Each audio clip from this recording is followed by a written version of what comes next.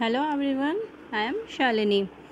In yesterday class we study about managing the new kingdom, how new kingdom arises and how they manage their kingdoms. कैसे new kingdoms arise हुए और वो लोग कैसे अपने kingdom को manage करते थे, कैसे उसको administer करते थे. And conflicts in the early medieval period. Early medieval period में कौन सी फाइट्स हुए, कौन से बैटल्स हुए, वो किस चीज़ के लिए वॉर होती थी उनमें, वो हमने पढ़ा था. Conflicts for expanding their territories, conflicts for wealth, conflict for carving an empire, etc. Now today we study case study the medieval cholas. आज हम medieval cholas के केस स्टडी पढ़ेंगे कि medieval cholas कैसे एम्पायर बना, उन लोगों ने कैसे अपने टेरिटरीज एक्सपैंड करी, क्या क्या उनके एडमिनिस्टर करने की मेथड थी, etcetera.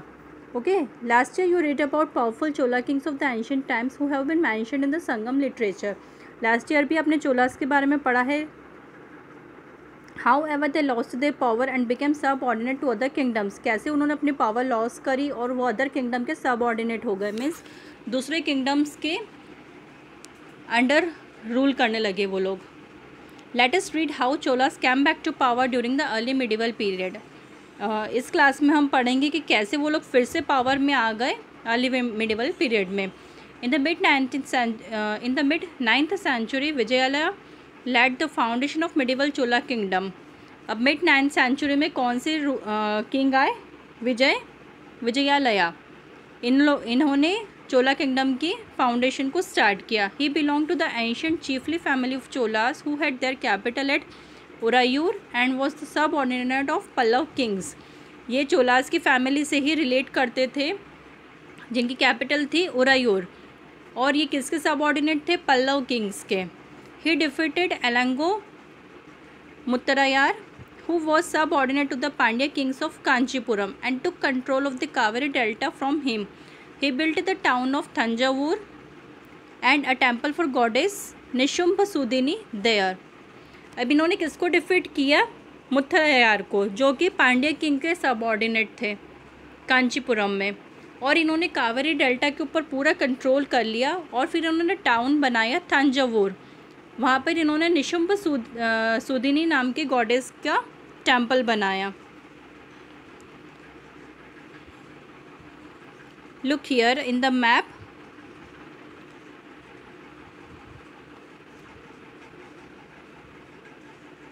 Here this line is all about Cholas kingdom.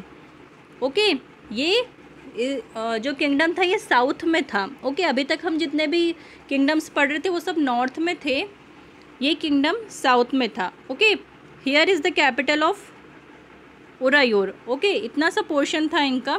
फिर इन्होंने यहाँ से लेके ये ऊपर जो इको डॉट है थंजावुर, यहाँ पर इन्होंने अपना कंट्रोल किया. इतना इन्होंने डिफीट किया एरिया. यहाँ पे फिर इन्होंने टेम्पल बनाया गॉडेस निशुंभ सुदिनी का.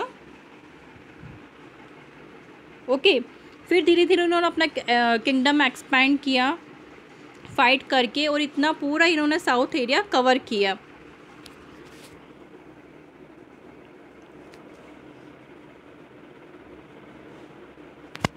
Okay, The Chola kings Rajaraja I and Rajendra I carved out a large and mighty empire. अभी जो विजयालया थे इनके बेटे थे राजा राजा I. फिर इन्होंने अपना किंगडम और ज़्यादा एक्सपैंड किया. इनका रूलिंग पीरियड आ गया. Who is considered the most powerful Chola ruler came to power in 985 and conquered the neighbouring regions of the Chola kingdom. अभी कब पावर में आए? 985 में. ये सबसे पावरफुल चोला रूलर थे. हु? राजा राजा I. इन्होंने अपने नेबरिंग जितने भी रीजन्स थे चोला किंगडम के सबको कॉन्कर कर लिया, including the territories of Pandya and Pallava rulers. जिनके सब ऑर्डिनेट थे उनको भी इन्होंने पूरा कंट्रोल करके इनका एरिया भी कवर कर लिया. He also brought many changes in the administration of Chola empire. इन्होंने अपने एम्पायर में काफ़ी चेंजेस किए. एडमिनिस्ट्रेट करने का पूरा तरीका इन्होंने बदल दिया. His son Rajendra won the territories of Ganga Valley with the help of a powerful army and proclaimed himself as Gangaikonda or the conqueror of the Ganga. अब राजा के जो बेटे थे ये थे राजेंद्र I.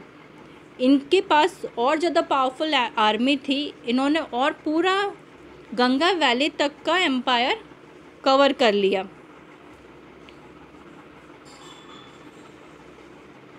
ये जो महानदी है इसके भी ऊपर आएगी गंगा रिवर, तो यहाँ से जाते जाते इन्होंने पूरा साउथ ईस्ट एशिया का भी एरिया कवर कर लिया। Okay,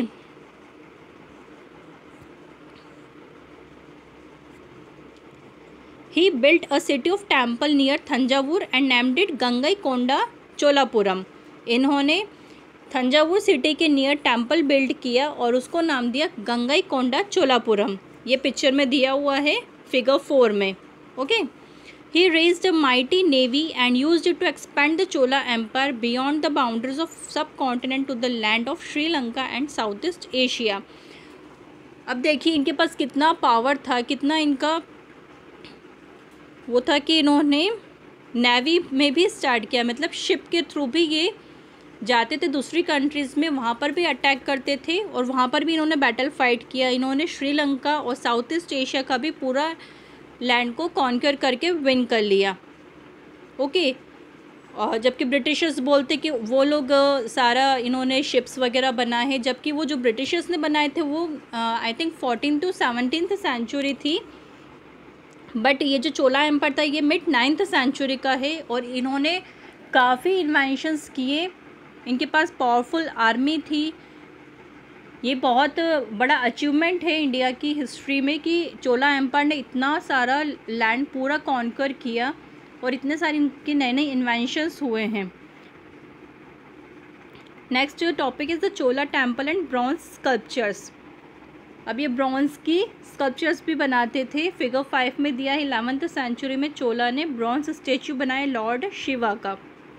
okay, the Cholas were great temple builders. They got grand and magnificent temples built in the entire Tamil region. अभी जो चोलास थे इन्होंने बहुत बड़े बड़े टेम्पल्स बनाए हैं, बहुत मैग्निफिशेंट टेम्पल्स इन लोगों ने बनाए हैं। किधर? तमिल रीजन में, means south. The Brihadeeswara temple of Thanjavur and Gangaikonda Cholapuram in Ariyalur, ये टेम्पल्स इन्होंने बिल्ड किए हैं। District of Tamil Nadu are admired even today for their excellent architectures and sculptures. अभी भी जो डिस्ट्रिक्ट तमिलनाडु में है ये जगह अरियालूर, यहाँ पर ये टेम्पल्स बिल्ट हैं। इनमें बहुत ही एक्सीलेंट आर्किटेक्चर और स्कल्पचर्स है। Lands were given to the temples is grant by rulers and other wealthy peoples. अब जो ये लैंड्स दी जाती थी टेम्पल्स में वो रूलर्स ग्रांट करते थे। ग्रांट हमने कल भी पढ़ा था, लैंड ग्रांट, कि राजा वो ज़मीन उनको दान में दे देते थे, किनको? ब्राह्मण्स को। The produce of this land and donations made to the temple were used to maintain the temple and support the people who were employed in it such as priest, garland makers, cooks, sweepers, musicians, dancers etcetera. अब जो ज़मीन दान में दी जाती थी उस पर वो किसको दान में दी जाती थी? ब्राह्मण्स को, या फिर जो टेम्पल के आसपास जो लोग रहते थे, जो वहाँ पर काम करते थे, उन लोगों के मेंटेनेंस में जो ज़मीन दान में दी जाती थी वहाँ पर वो लोग क्या करते थे? एग्रीकल्चर करते थे। और एग्रीकल्चर से जो प्रोड्यूस आता था, जो पैसा आता था, वो कहाँ पर काम में लिया जाता था? जो टेम्पल्स में वर्कर्स काम करते थे, लाइक प्रिस्ट है, पुजारी है, गार्लैंड मेकर्स है जो फूल की माला बनाते हैं, कुक्स थे जो मंदिर में भोग का प्रसाद बनाते थे, स्वीपर्स थे जो वहाँ की सफाई करते थे, म्यूजिशियंस होते थे, डांसर्स होते थे एट्सेट्रा। इन सब के मेंटेनेंस के लिए वो जो पैसा लगता था वो वहाँ से आता था। This people and craft person often met their settlements around the temples. ये जो पीपल्स थे और जो क्राफ्ट पर्सन थे, मीन्स जिनको बहुत सारी कलाएँ आती थी, म्यूजिशियंस थे, डांसर्स थे, आर्किटेक्चर्स थे, स्कल्पचर्स थे, जो भी थे, वो लोगों ने क्या किया? टेम्पल्स के सराउंडेड वो लोग वहाँ पर रहने लग गए। टेम्पल्स के आसपास उन्होंने अपना सेटलमेंट कर लिया। The temple premises were often use for holding social gatherings and religious ceremonies. अब टेम्पल सिर्फ पूजा के लिए ही नहीं यूज़ किया जाता था, वहाँ पर सोशल गैदरिंग भी होती थी और रिलीजियस सेरेमनीज भी होती थी। कोई भी रिलीजियस फेस्टिवल हुआ तो वो वहाँ पर सेलिब्रेट किया जाता था। The meeting of the village assembly were also held in the temple मंडप और द हॉल। जो मीटिंग्स होती थी विलेज की वो भी वहाँ पर की जाती थी। The priest imparted education in the temple courtyard. जो पुजारी वहाँ पर एजुकेशन देते थे, रिलीजियस एजुकेशन, वो भी वहाँ पर दी जाती थी। Fairs were organise around the temple, जो मेला लगता है रिलीजियस फेस्टिवल के ड्यूरिंग, वो भी वहाँ पर ऑर्गेनाइज किया जाता था। Many traders would come to the fair to sell their goods, जो बिजनेस करते थे वहाँ पर ट्रेडर्स होते थे, वो भी उस फेयर में अपनी शॉप्स लगाते थे अपने सामान बेचने के लिए। The temples also became centre of craft where stone and metal sculptures were produced. The Chola bronze images gained world wide fame for their fine craftsmanship with the image of Nataraja at the temple of Chidambaram being one of the most remarkable among them। Nataraja का statue तो आप सबने देखा है, जो अभी मैंने picture में बताया है आपको, लॉर्ड शिवा का स्टैचू। वो जो मूर्ति थी वो बहुत ज़्यादा वर्ल्ड वाइड फेमस थी, इतना फाइन आर्ट था उसमें। Thus the Chola temples were not only places of worship but also center of economic, social and cultural activities। सो जो चोला टेम्पल्स थे वो ओनली पूजा के लिए ही नहीं काम में आते थे, बल्कि वहाँ पर बहुत सारे इकोनॉमिक, सोशल और कल्चरल एक्टिविटीज़ भी की जाती थी। Next is promoting agriculture. The Chola Kings gave special attention towards developing irrigation and agricultural facilities. जो चोला किंग्स थे उन्होंने स्पेशल अटेंशन भी किसको दिया, एग्रीकल्चर को। This ensured good harvest which in return promised payment of regular taxes. वो ensure करते थे कि जो हार्वेस्ट हो रहा है वो बहुत अच्छे से हो और उसके रिटर्न में उन्हें अच्छा टैक्स मिले। Large areas of land were brought about cultivation by clearing forest and levelling the uneven land. The delta of river Kaveri that was a part of Chola empire was a blessing for agricultural activities.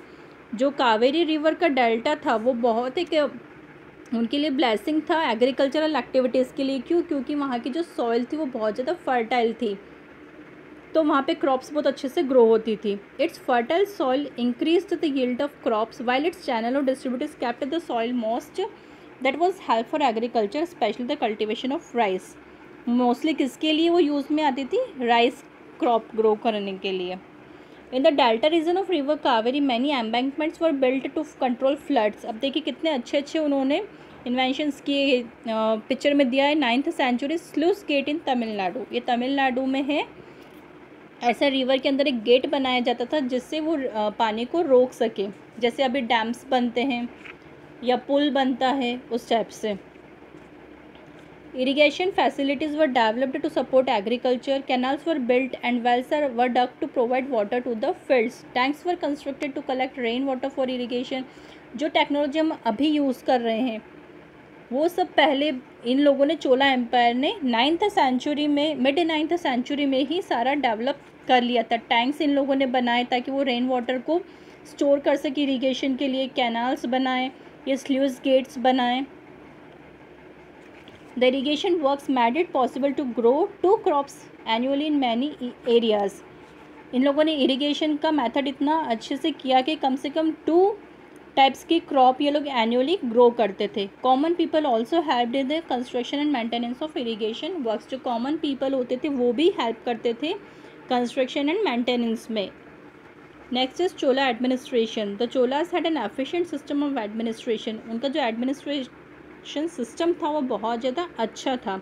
The king was the head of the kingdom. पूरे kingdom का जो head होता था वो तो king होता था, लेकिन किंग अकेला तो पूरा एम्पायर नहीं चला सकता, तो वो अपनी ड्यूटीज़ अलग अलग एरिया में अलग अलग लोगों को दे देते थे। The Chola empire was divided into provinces called मंडलम्स। ओके, तो उन्होंने डिवाइड कर दिया अपने प्रोविंसेस को, जिसको बोलते थे मंडलम्स। ईच मंडलम was further divided into number of districts. अब जो वो मंडलम होते थे वो भी फर्दर डिवाइड होते थे मैनी डिस्ट्रिक्ट्स में, जिसको बोलते थे वलनाडूज। A Valanadu comprised a group of villages called Kurams or Nadus or Kotams. The smallest administrative unit was a village or Gramam. Larger towns were known as Taniyars. अभी सारे उन्होंने सब डिविजन्स किए इतने सारे, जैसे अभी हम लोग देखते हैं तहसीलदार अलग होता है, फिर नायब तहसीलदार अलग होते हैं, कलेक्टर अलग होते हैं।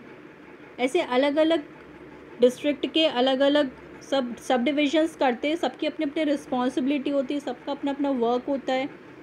इसी टाइप से पहले भी एम्पायर में भी ऐसा ही करता था। मेन हेड तो किंग होता था, लेकिन वो अलग अलग वर्क के लिए अलग अलग ऐसे सब डिविजन्स बनाते थे और वो लोग फिर मिलकर सब लोग काम करते थे, सबकी अपनी अपनी रिस्पॉन्सिबिलिटीज़ होती थी, किसको क्या काम करना है वो सब वो डिवाइड कर देते थे।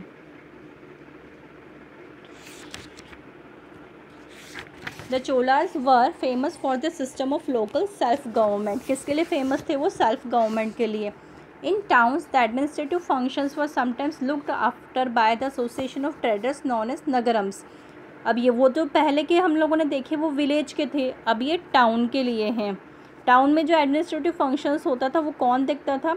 टाउन्स में कौन होते थे? ट्रेडर्स होते थे जो बिज़नेस करते थे। विलेज में कौन होते थे? मेनली पीजेंट्स होते थे, फार्मर्स होते थे जो लोग एग्रीकल्चर करते थे। तो ग्रुप ऑफ विलेज मीन्स एक विलेज के पूरा ग्रुप को जो कंट्रोल करता था उसको बोलते थे नाडूज। इसी से अभी जो तमिलनाडु नाम है वो इसी से रखा है। ओके, सो जो ग्रुप ऑफ विलेज होता था वो उसका हेड होता था नाडूज, और फिर जो नाडूज के भी ऊपर होता था वो था वाला नाडूज। ओके, अब टाउन्स में जो एडमिनिस्ट्रेट करते थे वो ट्रेडर्स होते थे, उनको बोलते थे नगरम्स। उनका जो ग्रुप होता था। Villages became important as agriculture became the primary occupation of the people. So village में क्या इंपॉर्टेंट होता था? एग्रीकल्चर इंपॉर्टेंट होता था। This led to the emergence of many settlement of peasant known as उर्स। अब ये उर्स क्या है? जो पीजेंट्स होते थे, फार्मर्स होते थे, उन्हें बोलते थे उर्स। तो ईच ऊर had an assembly of landlord that elected the village council. अब ये जो ऊर होते थे ये कौन होते थे? लैंडलॉर्ड्स होते थे, ज़मींदार। ये लोग मिलकर एक विलेज काउंसिल बनाते थे। The village council and Nadu perform many administrative functions including providing justice and collecting taxes. अब ये जो छोटे छोटे ऊर मतलब जिनको ज़मीन दान में दी जाती थी, तो एक ज़मीन का एरिया जिसका हो गया वो एक ऊर हो गया, फिर जो दूसरा हुआ वो दूसरा ऊर हो गया, ऐसे डिफरेंट डिफरेंट ऊर मिला के पूरा एक नाडू बनता था। ओके, फिर ये नाडू का क्या वर्क होता था? ये एडमिनिस्ट्रेटिव फंक्शंस करते थे, जैसे टैक्स कलेक्ट करना, जस्टिस प्रोवाइड करना।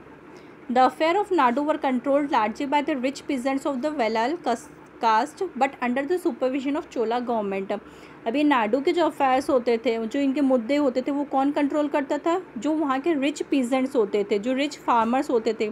कौन सी कास्ट के होते थे? वो वेलाल कास्ट के। जैसे नॉर्थ में हमने देखा किसको अच्छा माना जाता था? ब्राह्मण कास्ट को। अब यहाँ पर जो है साउथ में यहाँ पे कौन है? वेलाल कास्ट। ठीक है, ये कास्ट के जो पीजेंट्स होते थे, रिच पीजेंट्स, ये लोग कंट्रोल करते थे नाडूस को, बट किसके सुपरविजन में? चोला गवर्नमेंट की। Some rich land owners were given the charge of important office of the state and granted the titles like Muven the Velan और Araiyar by the Chola rulers. अब जो रिच लैंड ओनर्स होते थे उनको किसका चार्ज दिया जाता था? पूरे स्टेट का चार्ज उनको दे दिया जाता था, और उनको टाइटल दिया जाता था मुवेन द वेलन का और Araiyar. The rulers often gave land grants और ब्रह्मदेय टू द ब्राह्मण्स। अब जो रूलर्स होते थे वो ज़मीन दान में दे देते थे, किसको? ब्राह्मण्स को। तो उसको क्या बोलते थे? Brahmadeya. Which resulted in the emergence of large number of Brahmin settlement. जिससे क्या होता था? जो ब्राह्मण्स होते थे वो सेटल हो जाते थे, जिसको जो ज़मीन दे दी वो वहीं पर सेटल हो गया, क्योंकि ज़मीन दान में दी थी तो उसको क्या करेंगे? उस पर वो लोग फिर एग्रीकल्चर करते थे, तो वो लोग वहीं सेटल हो जाते थे। दिस ब्राह्मण settlements were managed by N assembly of important ब्राह्मण लैंड होल्डर्स कॉल्ड सभा। अब जो ब्राह्मण सेटलमेंट होता था पूरा, उसको कौन मैनेज करता था? उनकी फिर एक असेंबली बनती थी जिसको बोलते थे सभा। The decisions of these assemblies were inscribed mostly on the wall of temples। अभी जो डिसीशंस वो लोग लेते थे वो हमें कहाँ से पता चला? जो टेम्पल की वॉल पे इंस्क्राइब कर देते थे। वो इंस्क्रिप्शन जो हमने पढ़ा था प्रीवियस चैप्टर में, इंस्क्रिप्शंस क्या होता था कि रॉक्स पर या वॉल्स के टेम्पल्स पर पूरा सब लिखा हुआ रहता है। तो ये एक सोर्स ऑफ इंफॉर्मेशन है inscription. Beside Brahmadev, several other categories of land have been mentioned in Chola inscriptions। Brahmadev के अलावा भी बहुत सारी ऐसी कैटेगरीज होती थी जो कि हमें चोला इंस्क्रिप्शन में पता चला है, जैसे है वेलन, वगाई और land of non Brahma present. जो ब्राह्मण प्रेजेंट होते थे उनको तो ब्रह्मदेव बोलते थे, लेकिन जो नॉन ब्रह्म प्रेजेंट होते थे उनको बोलते थे वेलन, वगाई। ऐसे शाला भोग और land gifted for the maintenance of school, किसी स्कूल की मेंटेनेंस के लिए अगर लैंड गिफ्ट में दी तो उसको बोलते थे शाला भोग। देवदान एंड तिरुवन मट्टुक्कनी और लैंड गिफ्टेड टू टेम्पल्स, किसी टेम्पल की लैंड गिफ्ट में दे दी तो उसको बोलते देवदान। पलिच्छ छंदम और land donated to Jain institution, किसी जैन इंस्टीट्यूशन के लिए लैंड गिफ्ट की तो उसको बोलते थे पल्लीछंदनम। Next is organisation of sabha. अब सभा कैसे ऑर्गेनाइज की जाती थी? Uttaramerur village located in Tamil Nadu was gifted by Chola kings to 1200 Vaishnava Brahmins. अब एक तमिलनाडु में एक विलेज है उत्तर मैरूर, ये चोला किंग्स ने गिफ्ट में दे दी, कितनों? 1200 वैष्णव ब्राह्मण्स को इन्होंने गिफ्ट में दे दी। The inscriptions found at Uttaramerur inform us how the sabha was organised. अब जो इंस्क्रिप्शंस हमें यहाँ से प्रोवाइड हुए हैं उसमें बता रखा है कि सभा कैसे ऑर्गेनाइज की जाती थी। According to this inscriptions all those who wish to become the member of sabha should be. अब इंस्क्रिप्शन के अकॉर्डिंग क्या है कि जो भी उस सभा का मेंबर बनना चाहता था उसके लिए क्या रिक्वायरमेंट्स थी? The honours of land for which land revenues collected, the honours of a house built on a legal land, जो ऑनर होते थे उस लैंड के वो लैंड रेवेन्यू कलेक्ट करते थे। जो ऑनर होते थे वो उन लोगों का हाउस जो है वो लीगल लैंड पे बना हुआ होना चाहिए। Between 30 and 70 years of 35 to 70 years of age उनकी होनी चाहिए और उनको वेद का नॉलेज होना चाहिए, having knowledge of the Vedas, well versed in administrative matters and be honest, वो ऑनेस्ट होने चाहिए और उनको एडमिनिस्ट्रेटिव मैटर्स अच्छे से वो लोग करते थे। The inscriptions also mention that those who had been a member of any committee in the last 3 years could not become a member of another committee. अब इंस्क्रिप्शन में ऐसा भी मेंशन किया हुआ है कि कोई भी एक कमेटी का मेंबर अगर 3 years से उस कमेटी का मेंबर है तो वो फिर किसी अनदर कमेटी का मेंबर नहीं बन सकता। It also states that if a person और his relative had not submitted the account then they could not contest the election to the sabha. उसमें ऐसा भी बताया गया कि अगर कोई भी पर्सन और उसके रिलेटिव ने अकाउंट सबमिट नहीं किया है then they could not contest the election to the sabha, फिर वो सभा के इलेक्शन में पार्टिसिपेट नहीं कर सकता है। As per inscriptions the name of eligible contenders were written on tickets of a palm leaves and tickets were put into an earthen pot. अब उसमें ऐसा भी बताया गया कि जितने भी एलिजिबल कंटेंडर्स होते थे उन लोगों के नेम एक पाम लीव के टिकट पे लिख दिए जाते थे। मीन्स पाम लीव से वो लोग टिकट बनाते थे, उस पर नेम लिख देते थे और फिर उन टिकट्स को एक अर्दन पॉट के अंदर डाल देते थे।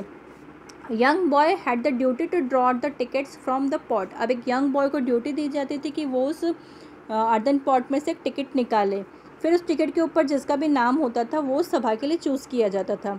A Sabha performed its function through different committees such as committee for irrigation, garden, etc. अब उस सभा का काम क्या होता था कि उसके डिफरेंट कमिटीज़ बनती थी, इरिगेशन की कमेटी अलग, गार्डन की कमेटी अलग, एट्सेट्रा, जैसे अभी भी होता है ये सब। The sabha performed an important role in the functioning of Brahmin settlements. अब वो सभा का इम्पॉर्टेंट रोल किस में होता था कि ब्राह्मण सेटलमेंट को अच्छे से वो फंक्शन कर सके। Okay, understood.